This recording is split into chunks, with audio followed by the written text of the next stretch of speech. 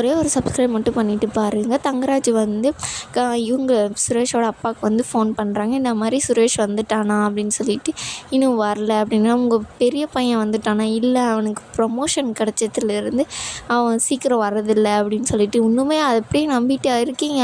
இப்போ உங்கள் பெரிய மருமக எங்கே அப்படின்னோடனே, அவங்க தம்பிக்கு பொண்ணு பார்க்க போயிருக்காங்களா அப்படின்னா, அங்கே தான் அவங்க பெரிய பையனும் போயிருக்கான்னு சொல்லிட்டு போட்டு கொடுத்துட்றாரு. இந்த மாதிரிலாம் அடுத்தவங்க விஷயத்தில் தலையிறதுனால தான் இவருக்கு ஹார்ட் அட்டாக்கே வரப்போகுது. சொல்லி கொடுத்துட்டும் இல்லாமல், அவங்க வந்தால் நீங்கள் சும்மா விடாதீங்க, நீங்கள் கேளுங்க அப்படின்னு சொல்லிட்டு அவருக்கு குத்தி விட்டுறாரு. அவரும் பார்த்திங்கன்னா, கண்டிப்பாக மாப்பிள்ளை உங்களுக்கு பிடிக்காத இடத்துல நான் அவங்கள அனுப்ப மாட்டேன், ஆனால் எனக்கு தெரியாத அவங்க போயிருக்காங்க, அவங்க வரட்டும் அப்படின்ற மாதிரி வந்து ஃபோனை வந்து வச்சிடறாரு.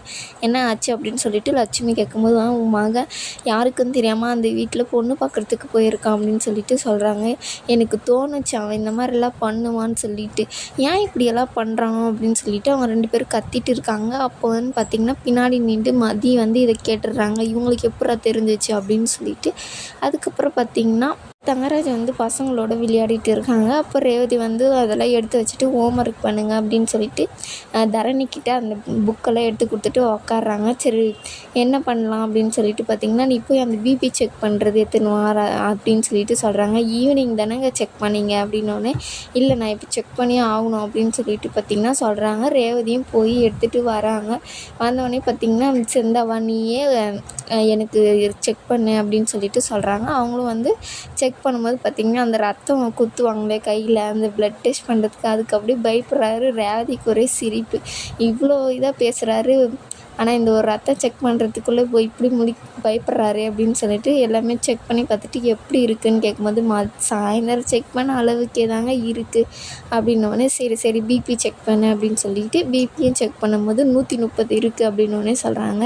130 இருக்கா? இவ்வளோலாம் இருக்கக்கூடாது, நீ சாப்பாடு நல்லா செய்கிறதில்ல, நீ ஒரு அண்டா எண்ணெய் ஊற்றுற, அதெல்லாம் கம்மி பண்ணிக்கோ அப்படின்னு சொல்லிட்டு சொல்கிறாங்க. எனக்கா தெரியாது, நான் கம்மியாக தானே சமைக்கிறேன் அப்படின்ற மாதிரி. சரிங்க அப்படின்னு சொல்லிட்டு அவங்க வந்து சொல்கிறாங்க. அதுக்கப்புறம் பார்த்திங்கன்னா, உனக்கு ஒரு விஷயம் தெரியுமா, உன் அண்ணன் எங்கே போயிருக்கான்னு தெரியுமா அப்படின்னு சொல்லிட்டு கேட்குறாங்க. என்னங்க சொல்கிறீங்க அப்படின்னு சொல்லிட்டு.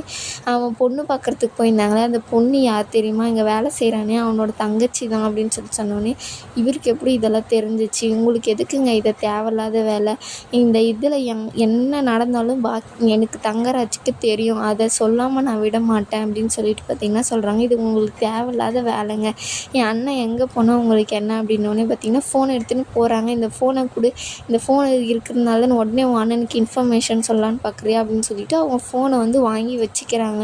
சரி, நான் அத்தைக்கிட்ட போகிறேன், எதுக்கு அப்படின்னோடனே, அவங்களுக்கு மாத்திரை கொடுக்கணும்ல அப்படின்னு சொல்லிட்டு அங்கேருந்து போயிடுறாங்க. போனவுடனே பார்த்திங்கன்னா, அவங்க வந்து சாமி கும்பிட்டுட்டு, நீ எப்போ வந்தனோடனே, இப்போ தான் அத்தை வந்தேன், மாத்திரை கொடுக்கவா அப்படின்னு சொல்லிட்டு கேட்குறாங்க. இல்லை வேணாம், நான் பாத்ரூம் போய் வரேன் அப்படின்னு சொல்லிட்டு அவங்க பாத்ரூம் போன கேப்பில் வந்து அவங்க அண்ணனுக்கு மெசேஜ் பண்ணிவிட்டு ஒரே ஒரு ரிங் வந்து விட்டுறாங்க. அவரும் பார்த்திங்கன்னா அந்த பக்கம் பிளான் போட்டுட்டு வராங்க. இந்த மாதிரி நம்ம 2 பேரும் ஒன்றா போனால் கண்டுபிடிக்க மாட்டாங்களா, ஏற்கனவே அங்கே கண்டுபிடிச்சிட்டாங்க, இதில் வேறு என்ன கண்டுபிடிக்கன்னு சொல்லிட்டு அவங்க வந்து இந்த மாதிரி நீ பஸ் ஸ்டாப்பில் வந்து நின்றுட்டு இருந்த, லேட் ஆகிடுச்சின்னு சொல்லிட்டு, நான் எனக்கு பேங்க்கில் லேட் ஆகிடுச்சு, உன்னை பிக்கப் பண்ணி கூட்டிகிட்டு வந்தேன் அப்படின்னு சொல்லிட்டு 2 பேரும் பேசிட்டு வரும்போது பார்த்திங்கன்னா, ஏதோ ஃபோன் வந்த மாதிரி இருந்துச்சு அப்படின்னு சொல்லிட்டு அந்த ஃபோனை எடுத்து பார்க்கும்போது, உங்கள் ஈஸ்வரி அத்தை தாங்க ஃபோன் பண்ணுறாங்க. அவங்க நேரில் போனாவே பேச மாட்டாங்க, இப்போ எதுக்கு ஃபோன் பண்ணியிருக்காங்க, ஒரு வேளை ரேவதிக்கு ஏதாச்சும் பிரச்சனையோ அப்படின்னு சொல்லிட்டு அந்த ஃபோனுக்கு மறுபடியும் ஃபோன் பண்ணி பார்க்கலாமா அப்படின்னு சொல்லிட்டு இது பண்ணுவாங்க. ஆனால் அது பிரச்சனையாயிருமோ அப்படின்னோடனே, சரி பண்ணி தான் பார்ப்போம் அப்படின்னு சொல்லிட்டு அவங்க பண்ணோடனே அவங்க அத்தைக்கு வந்து அவங்க மாத்திரை கொடுத்துட்டு இருப்பாங்க. இவங்க ஃபோன் வந்தவுடனே ரேவதி தான் எடுத்து, ஹலோ ராங் நம்பரு, கந்தசாமி அப்படி யாரும் இல்லை, ரேவதி நான் அண்ணன் பேசுகிறேன் ரேவதி அப்படின்னா, அப்படியெல்லாம் எனக்கு யாரும் தெரியாது அப்படின்னு சொல்லிட்டு ஃபோனை வந்து வச்சிடுறாங்க. இவர் இந்த பக்கம் குழம்பிட்டு இருக்கார். அவளே ஃபோன் பண்ணா, ஆனால் ரேவதி தான் எடுத்தா, ஆனால் ஏன் ராங் நம்பருன்னு சொல்லி வைக்கணும் அப்படின்னு சொல்லிட்டு சொல்கிறாங்க. வேறு எதுனா சொன்னாலா அப்படின்னு சொல்லிட்டு மலர் வந்து யோசிக்கிறாங்க.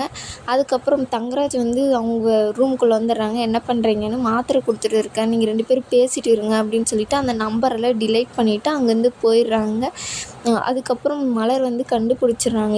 வேறு ஏதாச்சும் சொன்னாங்களான்னொடனே, மெசேஜை பாருங்கள், மெசேஜை வந்து பார்க்குறாங்க. இந்த மாதிரி உன் மச்சானுக்கு விஷயம் தெரிஞ்சிருச்சு, அதை வந்து அப்பா கிட்ட சொல்லிட்டாங்க, நீ வந்து போய் அப்பா சண்டை போட்டாலும் நீ கொஞ்சம் பொறுமையாக பேசுன அப்படின்னு சொல்லிட்டு சொல்லிடுறாங்க. அவங்களும், உன் தங்கச்சிக்கு பிரச்சனை இல்லைங்க, நமக்கு தான் பிரச்சனை, ஐயோ மாட்டினோமே அப்படின்னு சொல்லிட்டு மலர் வந்து பதட்டமாக இருக்காங்க. இதோட இந்த எபிசோடு முடியுது.